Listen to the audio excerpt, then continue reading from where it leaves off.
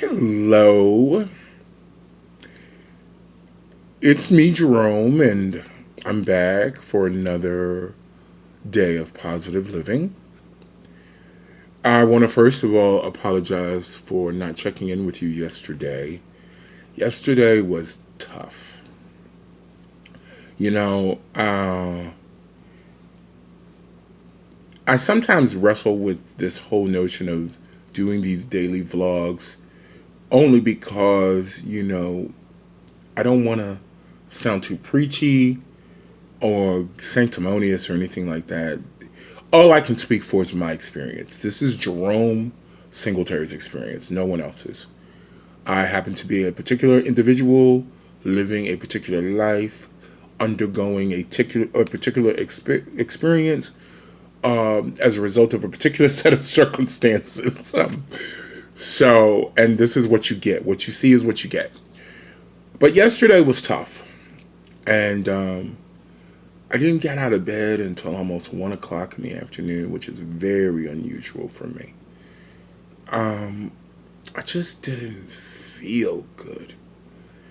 I know this whole hernia thing that I've got going on is giving me the blues, and maybe that's part of it because I'm still trying to figure out like what I can eat and how much I can eat, and I realize that I can't really like get full because that just exacerbates the whole hernia. And oh, it's just awful. It's just, I'm not even going to get into the particulars of it because it's not pleasant.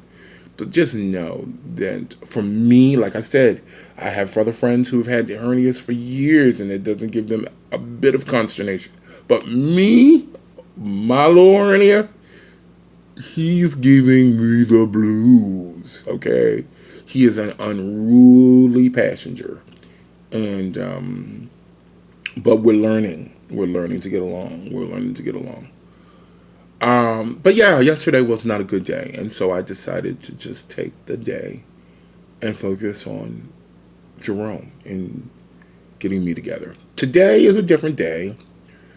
I am planning. I'm acting chair when my chairperson is unavailable to chair our board meetings for the Consumer Advisory Board for Baltimore County Healthcare Access, which is the county's program for people living with HIV. It's all of our direct access to resources and funding and aid available for people living with HIV AIDS here in Baltimore County specifically. I have to say that Maryland does an outstanding job of really being at the forefront in terms of resources, access to care, removing barriers to care, all of those wonderful things. And because I sit on the board and I'm under consideration to regain my position on the Greater Baltimore HIV Health Services Planning Council, which is a very prestigious council here in Maryland that basically presides over and governs the very substantial multi-million dollar budget that Maryland receives on a yearly basis for all of the goods, services, and resources provided there to every single person living with HIV/AIDS. And I'm excited to get back on the committee. I had to step down years ago because that's when I started having all the issues with my avascular necrosis. And I had the knee replacement, and I was going to be out for a few months because knee replacements take quite a bit of time to recuperate from. And for me, it took I'm still recuperating from the knee replacement, and it'll be 2 years in June. So that gives you a sense. But, today I just want to come to you and just tell you where I'm at. And that is just about just being very cognizant of where you are, in your journey. And, like yesterday, I knew I just didn't have anything to give you. I had nothing to offer yesterday other than the back of my eyelids. And that's what I gave Jerome. And I just rested, relaxed, slept in, and just cuddle with my cat. Just enjoyed some me time. Now, today, I'm excited because I get to see some old colleagues and associates and one or two friends. I don't consider everyone in the groups that I entertain and associate with in this whole HIV arena. I don't consider many of them friends because I don't know them very well, and you only come once a month and you meet for a couple hours and then you go home. And I'm about business, I mean, I'm a consummate professional. I've been, working in a corporate environment, a professional environment. I've been a professor, I've done all these things. I've worn many hats. And so one thing I do know is about being a professional. And so, everything isn't for everybody.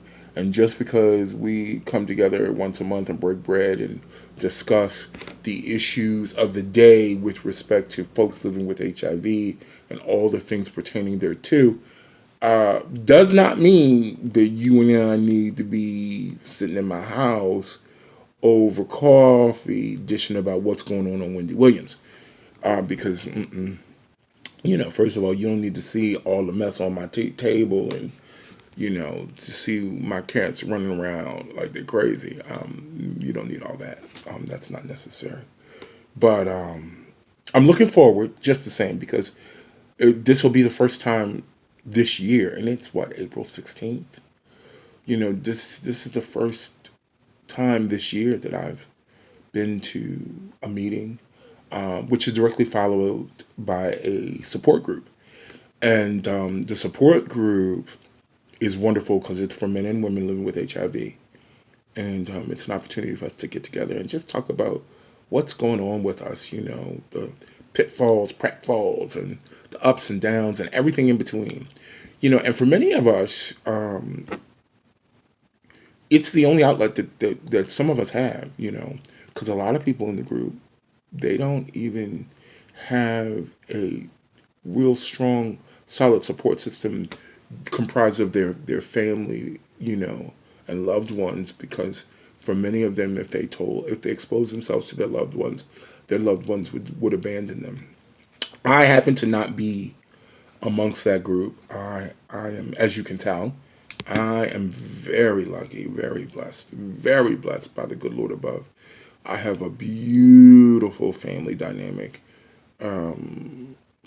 family, loved ones, friends, fraternity brothers, sorority sisters. Oh man, the list goes on and on. Friends from college.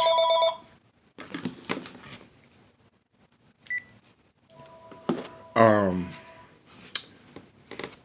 and so, that was my mother on the phone. I can't act like it didn't happen, but that's my mama. So, on that note, I'm going to say that Janice saved you guys from a longer tirade. And I'm going to sign off for today and just telling you all, stay positive. I will. I have no choice.